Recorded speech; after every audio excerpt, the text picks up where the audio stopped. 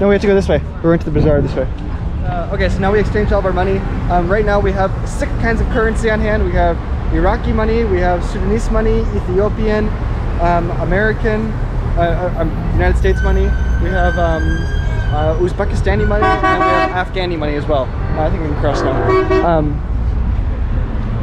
I'll just start walking. And so now that we have our money, we're gonna go to the bazaar.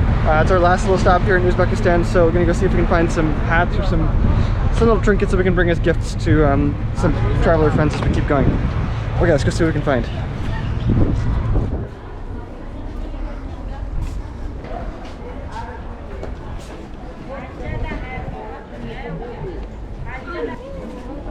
Here. Let's see, Shivam was born in 2001. Here's your hat. 2000. If you wore a hat like this in the United States, it's a brilliantly bad idea. For a hat that says 2001, the year that everybody knows. Let's go over this way.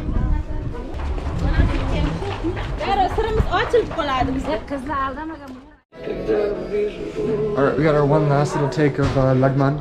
Lagman is of course our favorite food here. It's got the thick noodles. But this restaurant is called the Dubai restaurant. Dubai. All roads lead home. So we'll go to Dubai in about a week or a week and a half. But Shubham and I can have a tradition that every time we leave a country, we always have a shot of vodka in celebration. It's just like if you're leaving with a friend, if you say goodbye to a friend, you always have a shot of vodka. Anyway, so we tried ordering a shot. They did not sell shots of it. So the only way that we could drink vodka is that we had to buy a full bottle. And somehow it made sense because a full bottle of vodka is only $3 here. So $1.50 for a shot, it's normal anyway. But now we're contemplating if we should bring the vodka with us to Afghanistan or not. Because since we're crossing the land border, they'll see it. Because they'll go through the scanner and everything. So if they confiscate it, yeah, it's whatever. I'd rather not have any issues, but... Skolka? 500? Huh? Okay, $5. Okay. Хорошо.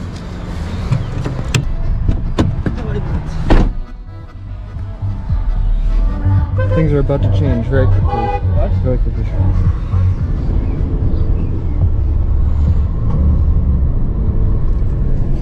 So we get closer and closer to the border. Random police checkpoints. But also it's really interesting to notice how different the buildings look here. Sorry for the screen. But everything here looks pretty nice. And like that's all in Russian. But within the matter of 2 kilometers, it's going to change very quickly. Okay, so here we are in the borderlands.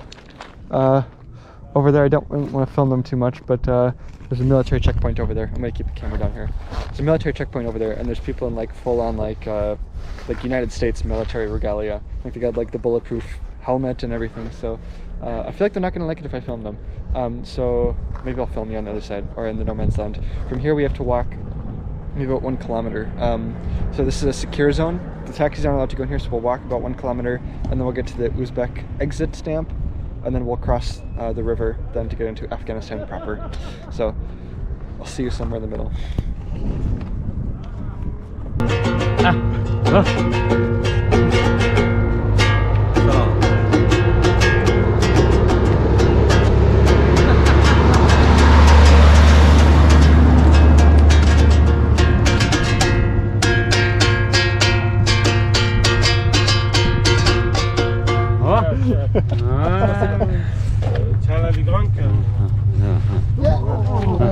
Yamantin ma khuflum.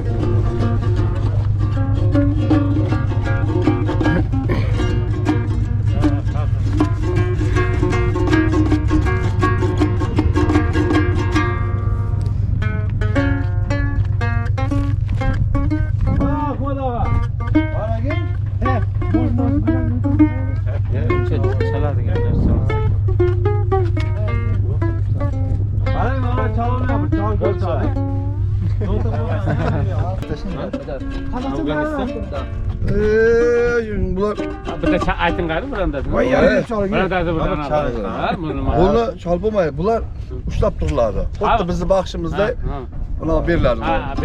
Başdan tayyorlayın. Hindi में 5 और 0 को क्या कहते हैं? 50.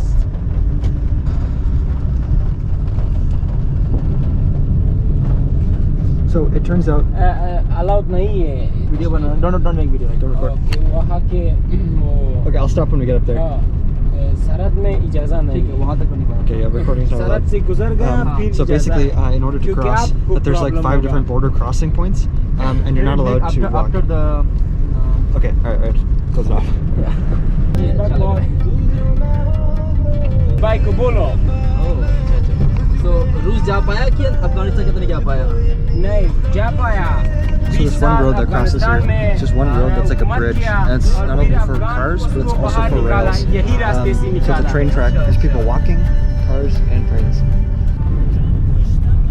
Okay, apparently we've just now crossed the line, right over the center of the river.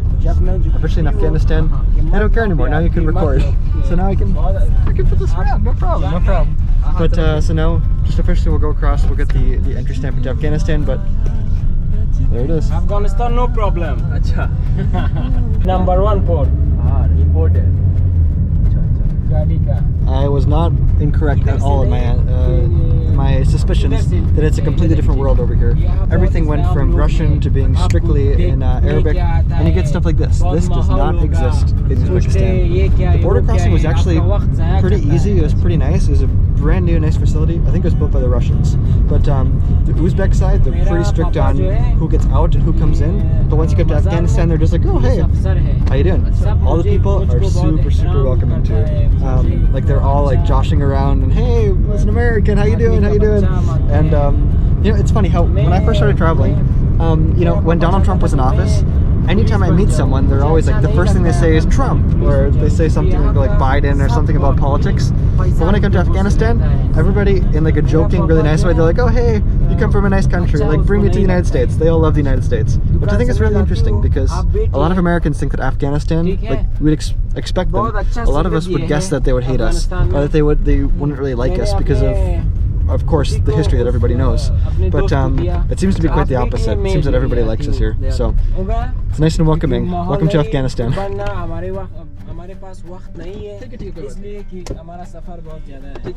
No. Okay, so we're hitting the road a little bit. Hitting the road a little bit sooner.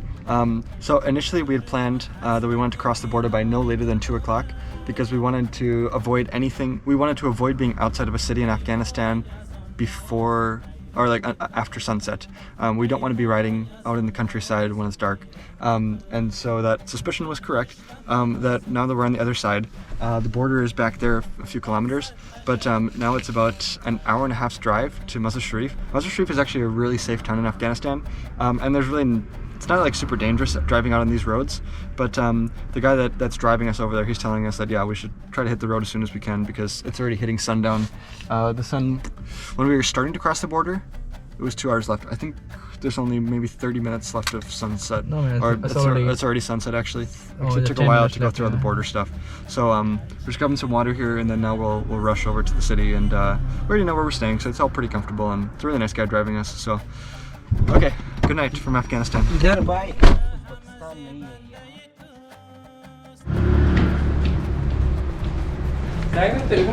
Alright, so this is where we're staying for the night. I can not pronounce the name. Oh, we gotta take our bags. But it's actually pretty decently priced. It's like $25. I'll show you the room in just a sec. But when we get upstairs, we'll talk about what Afghanistan is like. So this is our hotel room. Actually, that's funny. The bathroom sign, it's in Chinese. But there's a men's toilet at the end of the hallway because it's a shared bathroom for the entire hallway. Shubham is the king of the room. He's got the full lounge chair. But so far, things seem to be off to an okay start. But driving in, there was a lot of guns.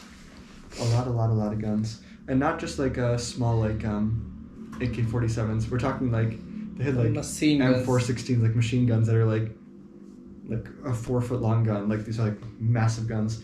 And they seem to be at like every roundabout. That's what I'm tending to notice. Every like entrance to the city or the popular roads in the city, the most trafficked roads, have huge security checkpoints, and I've been, of course, sticking to my story that I'm Canadian, because who hates Canadians? But still, it doesn't seem to be such a bad thing to be an American here. I would say, in my opinion, of all the places that I've gone to, would you say that this is the most dangerous feeling place? It's true. Yeah. Very scary. I mean, like, Very scary. like, yeah, Sudan, like, yeah, like, you know, it's like dangerous, but like, it's not like you don't see it. Like, there's not so much police presence or military presence. Here, there's a lot of military presence. Like, I couldn't even count. Just the checkpoints between the border town and getting here, there was at least like 5 checkpoints. I would say 10. Like 10 checkpoints, a and lot. and they're Oh all my God. fully decked with like pickups that had like machine gun turrets and everything. So obviously it does make you feel scared. But you know, there's like the classic saying that the classic saying is like, they're there for your protection. You know, like they're not there to be scary. They're there for so that we all feel safe. But those are kind of hard words to. It's hard to feel that way, because it does just feel very scary. I think over the next few days, the next week, or over the time that we're here, it's gonna get easier. It's gonna feel easier. But as of right now, it just feels very protected. You know, but also it's odd because I just, it feels more dangerous and more scary to be going around, like going any distance. If I walk outside, it looks pretty safe outside. Yeah. Like, and it's not like there's any kids coming up to beg to you. There's not, not really people staring at you per se. But yeah, the more and more you drive, the farther distance you go. There's a lot of guns. So it's just from that part of city to this part of city, there is 4 checkpoints. Just 4 checkpoints, yeah. And they stop the vehicle. They check what's inside the vehicle. They shine the light in your face. They have a different type of rays. They have like lasers, like green lasers to check for weapons, and like yeah, but I don't know. At least we made it here. Yeah. As I can't help but feel like when you see so many guns, especially when I see those guys carrying the huge machine guns, it makes you think like what it feels like to be shot, because I feel like it could happen here. I feel like it could easily happen. I don't expect it to happen, because like they're all very friendly people. Like, yeah, they're standing there with their machine guns, but as soon as they like talk to you and say hi, my proven technique is always to give your hand first. Always shake their hand, you know, may peace be upon you, with assalamu alaikum, and it tends to warm them up, so they smile and they're pretty okay. But I don't know. Different feeling. Very different feeling. Welcome to Afghanistan, guys.